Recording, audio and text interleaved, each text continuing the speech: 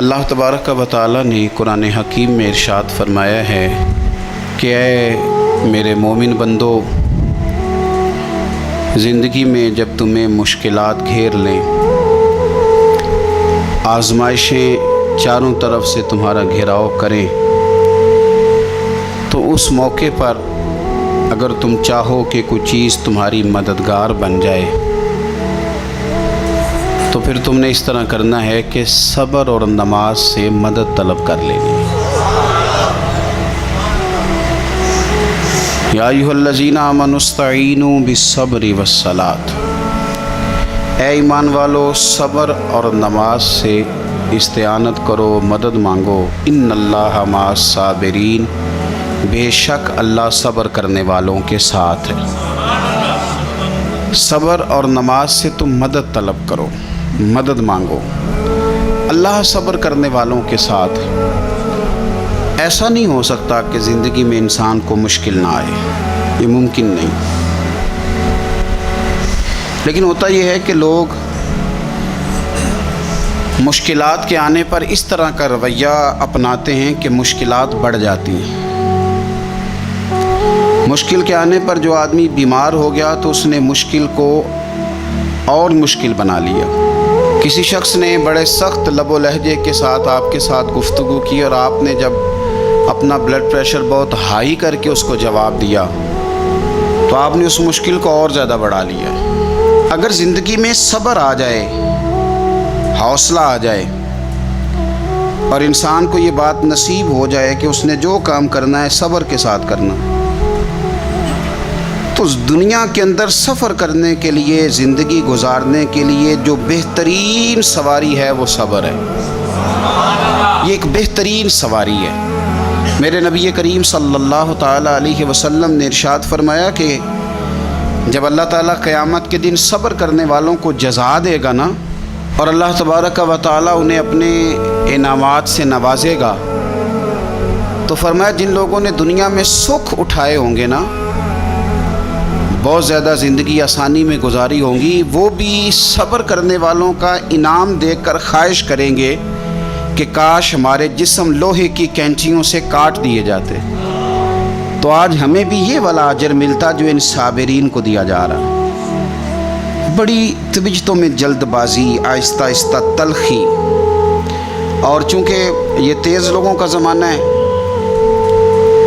تو بہت سارے لوگ جب تیزی دکھاتے ہیں، زندگی میں حوصلہ نہیں ہوتا، تو وہ کئی دفعہ نہ بیچارے اپنی ہی تیزی میں الجھ جاتے ہیں۔ کچھ دوست کئی دفعہ آ کے پوچھتے ہیں، کہتے ہیں بڑی مشکل ہے، بڑی مشکل ہے، تو آپ بتائیں کہ کیا کریں؟ تو میں کہا کرتا ہوں کہ آج کل جو مشکلات ہیں نا، آپ نے یہ مہربانی فرمانی ہے کہ کوئی نیا پروگرام نہیں بنانا، کوئی نئی اسکیم نہیں لڑانی مشکل سے نکلنے کے لیے۔ ایسا نہ ہو کہ آپ اور مشکل میں الجھ جائیں۔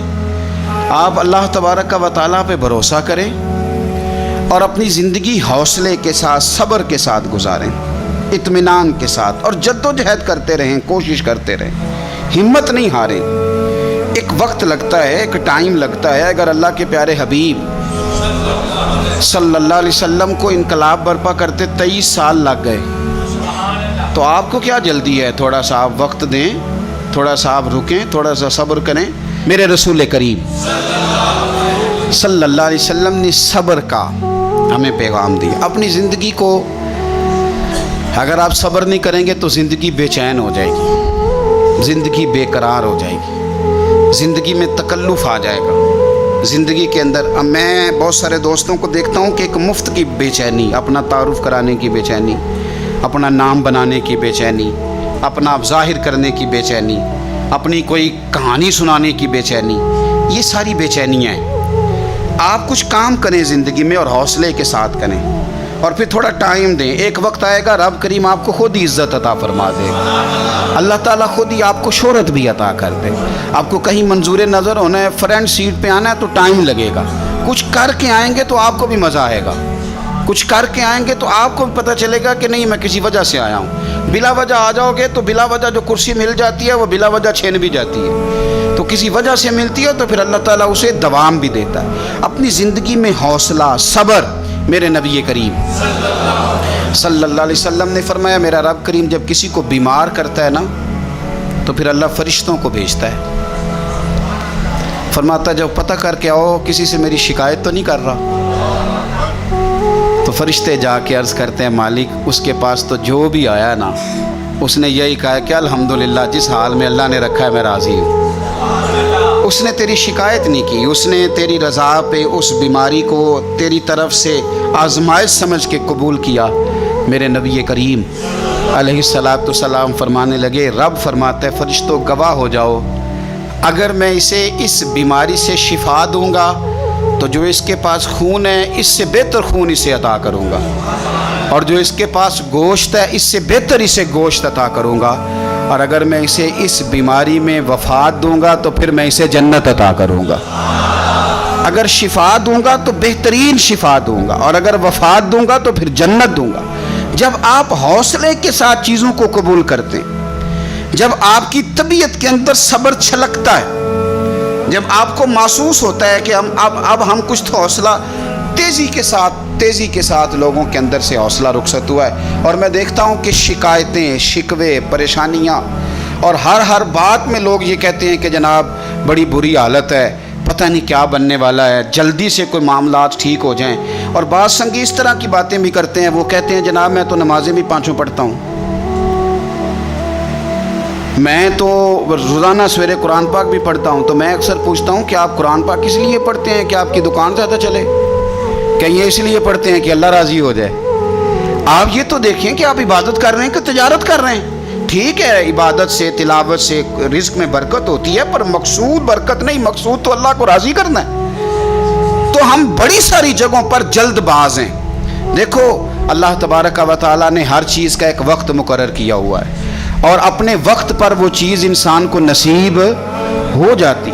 اگر آپ کے مزاج میں تحمل ہو، اگر آپ کی آج ٹانگ خدا نخواستہ کسی کی ٹانگ فریکچر ہو جاتی ہے تو کوئی ٹیکہ ایسا نہیں بنا کہ ابھی لگے گا اور 20 منٹ کے بعد آپ اٹھ کے چلنے لگ جائیں گے، ایسا ہو سکتا نہیں۔ آپ کو آپریٹ کرانا ہے، 1 مہینہ دینا ہے، دوائی کھانی ہے، پٹیاں کرانی ہیں، وہ اپنے وقت پہ جا کے ٹھیک ہوگی۔ پھر بھی آپ کو نارمل چلنے پھرنے کے لیے ٹائم دینا پڑے گا۔ کوئی بھی چیز ہے وہ ٹائم لیتی ہے، ہمیں جلدی بڑی ہے۔ میرے نبی کریم صلی اللہ تعالیٰ علیہ وآلہ وسلم نے ارشاد فرمایا کچھ لوگ ایسے ہوں گے قیامت کے دن کہ اللہ تعالیٰ کی طرف سے منادی ہوگی، اس کو امام غزالی نے احیاء العلوم میں لکھا ہے، منادی ہوگی کہ فضیلت والے لوگ کدھر ہیں؟ فرشتے پوچھیں گے فضیلت والے لوگ کدھر ہیں؟ تھوڑے سے لوگ ہوں گے جو جلدی جلدی سے اٹھیں گے اور وہ جنت کی طرف جانے لگیں گے، تو فرشتے ان سے پوچھیں گے بھئی تم فضیلت والے بھی ہو اور جلدی جلدی جنت میں جا رہے ہو، تو بتاؤ تو صحیح تم اصل میں ہو کون؟ تو وہ کہیں گے ہم وہ لوگ ہیں جن پر ظلم کیا جاتا تھا تو ہم صبر کرتے تھے، اور اگر کوئی تکلیف دیتا تھا تو ہم اسے معاف کر دیتے تھے، اور اگر کوئی جہالت کرتا تھا تو ہم جواب میں بردباری کرتے تھے۔ بس اس کی برکت سے اللہ نے فضیلت والے بھی بنا دیا ہے اور جنت بھی عطا کی جا رہی ہے۔ تو اگر آپ میں نہ درگزر ہے نہ حوصلہ ہے، دیکھیں مفسرین کرام نے اور سیرت نگاروں نے ایک بحث چھیڑی ہے کہ اللہ تعالیٰ نے فتح مکہ پہ غلبہ میرے نبی کریم علیہ السلام کو عطا فرمایا۔ مفسرین کہتے ہیں کہ بتاؤ اگر غلبہ اہل مکہ کو ہوتا تو پھر وہ کیا کرتے؟ اگر خدا نہ خواستہ ان کی طرف معاملات جاتے تو کیا حال ہوتا؟ اب حضور آئے ہیں مکہ مکرمہ کے اندر فاتح بن کے، کئی دفعہ نہ سکھ بھول جاتے ہیں، دکھ نہیں بھولتے۔ کسی کمرے سے آپ ڈر گئے ہو نا کسی وقت، تو آپ دوبارہ جب بھی اس کمرے میں جائیں وہ ایک چھوٹا سا خوف ضرور محسوس ہوتا ہے۔ کسی بندے نے تلخ بات کی ہو نا تو وہ پوری طرح بندہ اس کو بھلا نہیں سکتا، کبھی نہ کبھی وہ بات دوبارہ یاد، وہ بندہ سامنے آئے یا وہ مقام ہی سامنے آئے۔ تو اہل مکہ نے تو کوئی کسر نہیں چھوڑی تھی، قریش نے رعد کر دی تھی۔ اب سرکار گھوڑے پہ بیٹھے ہیں اور سارے ہاتھ باندھے سامنے کھڑے ہیں، تو ساری چیزیں میرے نبی پاک کے سامنے، لیکن ذرا میرے محبوب کا صبر دیکھنا۔ پوچھا جا رہا ہے کہ یا رسول اللہ آپ کیا سلوک کریں گے؟ تو حضور نے کیا فرمایا؟ فرمایا وہ سلوک کروں گا جو جناب یوسف نے اپنے بھائیوں کے ساتھ کیا تھا۔ حضرت یوسف نے کیا سلوک کیا تھا؟ جناب یوسف علیہ السلام کے بھائیوں نے تھپڑ بھی مارے، کنویں میں بھی پھینکا، بیچ بھی دیا۔ بڑا مشکل کام ہوتا ہے بک جانا، کسی شہزادے کی بولی لگے مصر کے بازار میں، اور یار اس درد کو سمجھو، کسی کے گھر کی بولی لگ رہی ہو تو عورتیں تڑپ اٹھتی ہیں، کسی بندے کی بولی لگ رہی، اتنی تکلیف سے ہی حضرت یوسف نے اب بادشاہ بن گئے، قحط پڑ گیا سارے علاقوں میں۔ حضرت یوسف اللہ کے نبی تھے، انہیں پہلے سے خبر تھی قحط پڑے گا، انہوں نے غلہ جمع کر لیا، اب چوکیاں بنا دی، باہر سے لوگ آئیں گے مصر میں غلہ خریدنے، تو آپ نے فرمایا جو جس علاقے سے بھی آئے اسے پوچھنا کہاں سے آیا ہے اور کیا لے کے آیا ہے، سونا لایا چاندی لایا کہ کیش لایا، پوچھنا۔ لیکن فرمایا جب آئے نا کنان کے لوگ، بھائی بھائیاں دے ویری ہوندے پر بھائی بھائیاں دیاں باواں، اگر کنان کے لوگ آئے نا یعنی بھائی آئیں، ان کو تو نہیں نا بتایا فوجیوں کو کہ بھائی آئے، فرمایا اگر کنان والے آئے نا تو یہ پوچھ لینا کہاں سے آئے ہیں، اور اگر وہ کہیں کنان سے آئے ہیں تو پھر یہ نہ پوچھنا کیا لے کے آئے ہیں، ان کا پردہ قائم رکھنا، یہ نہ پوچھنا کیا، بس آنے دینا۔ اور وہ آ گئے، ان سے پوچھا نہیں کسی نے، جب آ گئے تو حضرت یوسف نے بہانے سے بھائی بھی روک لیا، غلہ بھی زیادہ دیا، اور جو انہوں نے پیسے دیے تھے وہ بھی دوبارہ بوریوں میں ڈال دیے، پھر اپنے والد کو اور بھائیوں کو بلا بھی لیا، بات طے بھی ہو گئی۔ تو اب بھائی گردنیں جھکا کے کھڑے تھے، یوسف ہمارے ساتھ کیا سلوک کرنا ہے؟ تو کہا کچھ بھی نہیں کرنا، تم میرے بھائی ہو، میرے رسول کریم صلی اللہ تعالیٰ علیہ وآلہ وسلم نے فرمایا مکے والوں تمہارے ساتھ وہی سلوک کروں گا جو جناب یوسف نے اپنے بھائیوں کے ساتھ کیا تھا۔ میرے بھائی تھوڑا صبر تو پیدا کرنا، حوصلہ پیدا کر۔ پہلے حضرت یوسف بھائی تھے، اور جب جناب یوسف نے معاف کیا تو پھر بھائی سجدوں میں گر گئے، پھر کیفیت اور ہو گئی۔ اس زمانے میں سجدہ تعظیمی جائز تھا، تو وہ تعظیم کرنے لگے۔ جب آپ نے صبر ہوتا ہے تو لوگ آپ کی تعظیم کرنے لگتے ہیں، آپ کی عزت بننے لگتی، آپ کا وقار بڑا ہوتا ہے۔ سنو، حضرت یحییٰ بن معاذ رحمۃ اللہ تعالیٰ علیہ فرماتے ہیں میرا رب میری دعائیں بڑی قبول کرتا تھا، میں جو اپنے مالک کی بارگاہ میں عرض کرتا میرا اللہ قبول فرما لیتا۔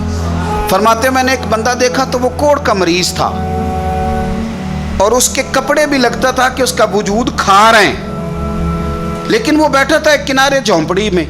میں نا نکلا ہوا تھا انار تلاش کرنے کہ کوئی انار مل جائے، صبح سے نا میری بڑی تلاش تھی اور میں نے کئی جگہوں پہ ڈھونڈا تو انار نہیں ملا۔ کہتے ہیں میں اس جھونپڑی کی طرف آیا تو میں نے اسے دیکھا تو اس کے قریب جا کے نا مجھے بڑا رحم آیا، تو میں نے اسے کہا میں تیرے لیے دعا نہ کر دوں اللہ تجھے شفا دے دے؟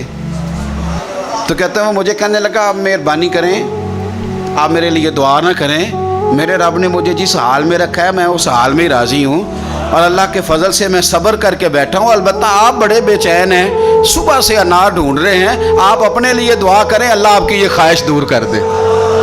آپ بڑے پریشان ہیں، صبح سے تلاش کر رہے ہیں، آپ کو انار نہیں مل رہا، آپ صبح سے تلاش، جتن جتن ہر کوئی کھیڈے او کدی ہارن بھی کھیڈ فقیرہ۔ یہ تو ساری دنیا ہی کھیلتی ہے کہ جیتنے کے لیے، جتن جتن تے ہر کوئی کھیڈے کدی ہارن بھی کھیڈ فقیرہ، اور جتن دا مول کوڈی پیندئی ہارن دا مول ہیرا۔ تو کبھی ہار دے کبھی تو ارادہ کرنا۔ تو وہ کہنے لگے تو اپنے لیے دعا کر، تیری خواہش ہے کہ وہ تیری ہر آرزو کرے پوری، اور میری خواہش ہے کہ تیری آرزو بدل جائے۔ تو کہنے لگے کہ تو نہ اس طرح کر، اپنے لیے دعا کر کہ اللہ تیری، وہ صبح سے تو پریشان ہے انار نہیں مل رہا، میں بیمار ہوں لیکن میں صبر سے بیٹھا ہوں، جب رب چاہے گا شفا عطا کر دے، جب اللہ چاہے گا۔ حضرت یونس علیہ السلام نے حضرت جبریل امین علیہ السلام ملنے آئے تو حضرت یونس علیہ السلام فرمانے لگے جبریل میری اس بندے سے تو ملاقات کرا جو اس وقت دنیا میں اللہ کا سب سے زیادہ عابد بندہ ہے، سب سے زیادہ عبادت کرنے والا، اس سے ملا۔ حضرت جبریل کہنے لگے آئیے لے چلتے ہیں۔ تو جناب جبریل لے گئے، جب لے کے گئے تو اس بندے کے دونوں ہاتھ بھی کوئی نہیں تھے، دونوں پیر بھی نہیں تھے، اس کا وجود سارا تکلیف سے کٹا ہوا تھا، اور اس کی آنکھیں بھی نہیں تھیں۔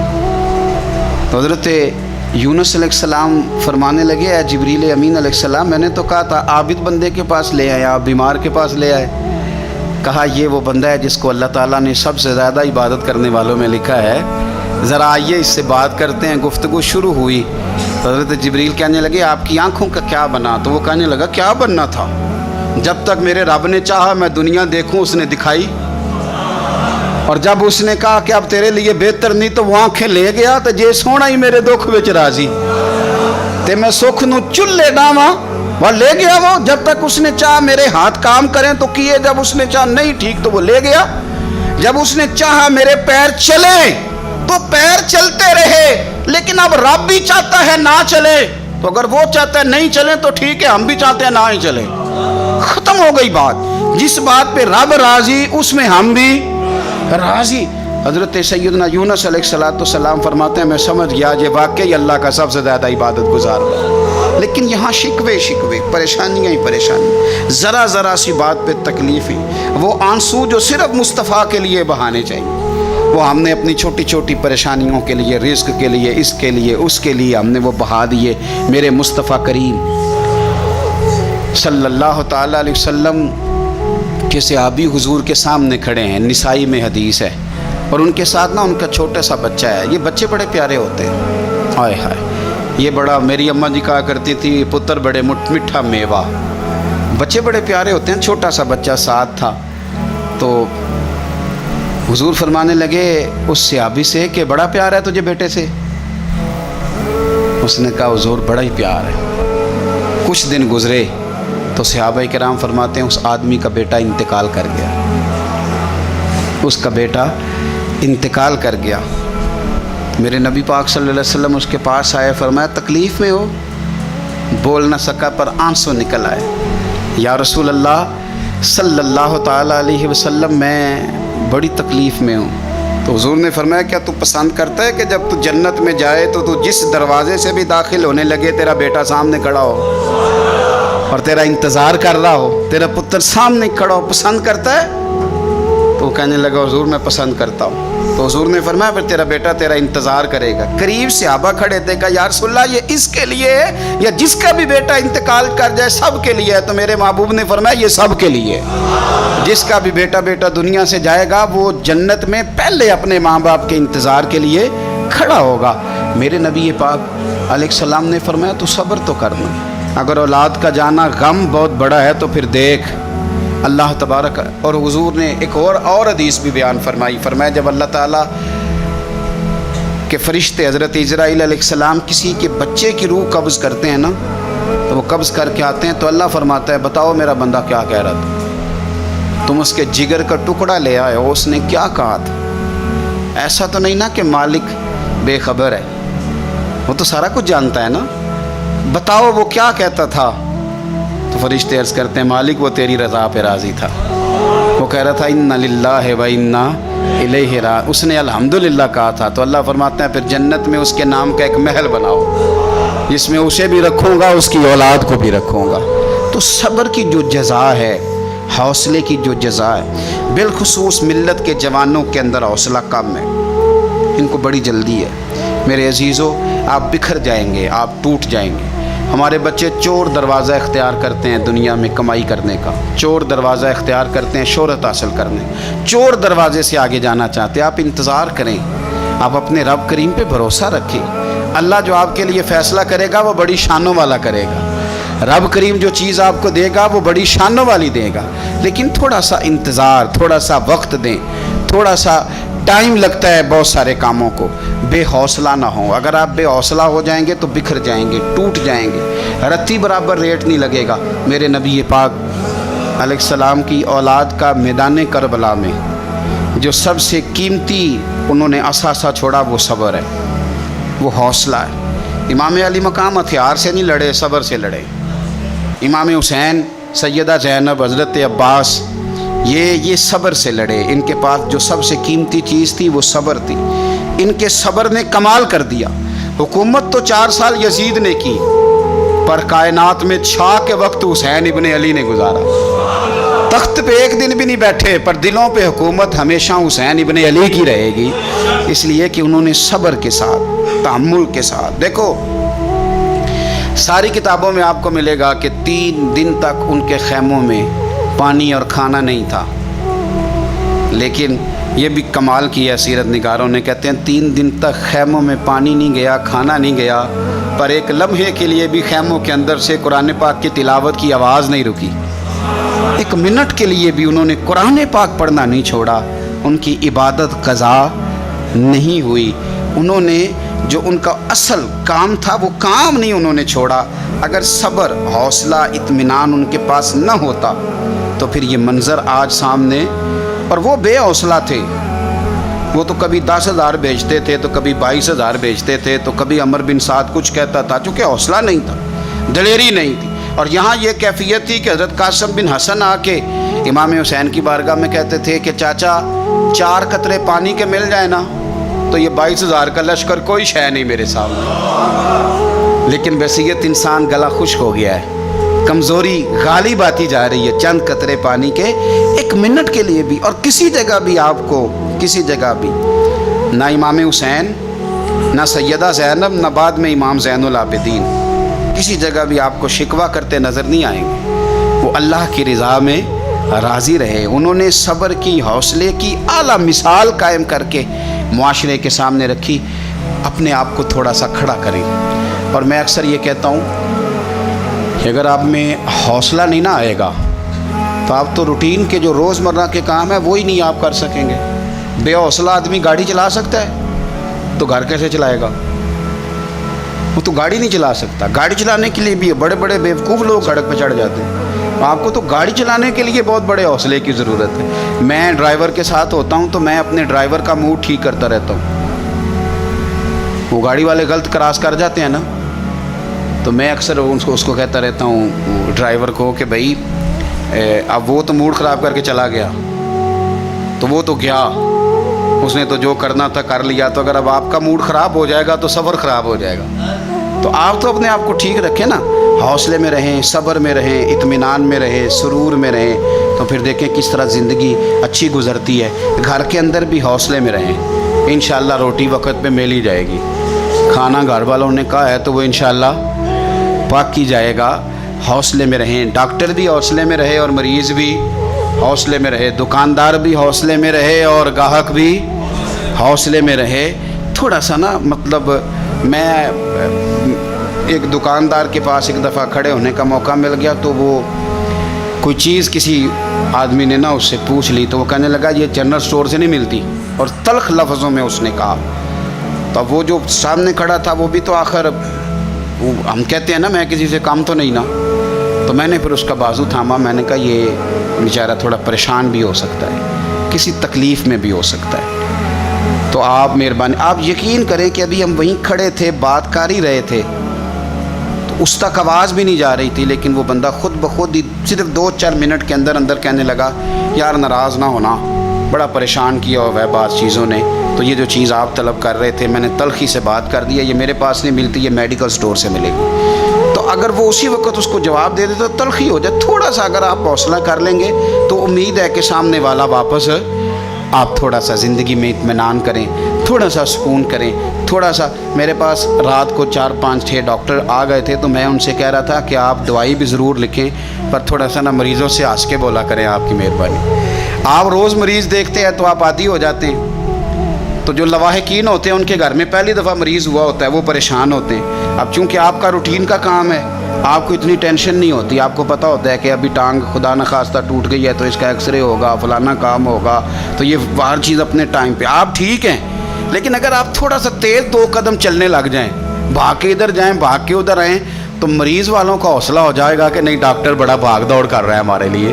لیکن اگر آپ کہہ دیں گے بیٹھ جاؤ آرام سے ہو جاتا ہے سارا کچھ، تو وہ کہتے ہیں اس کو تو پرواہ کوئی نہیں. تو زندگی میں صبر کریں، تحمل کریں اور اپنے آپ کو بردبار بنا لیں. بس صبر آ گیا تو انشاءاللہ وقار آ جائے گا، انشاءاللہ عزت آ جائے گی. اللہ سمجھنے کی توفیق عطا فرمائے. آخر دعوانا ان الحمدللہ رب العالمین.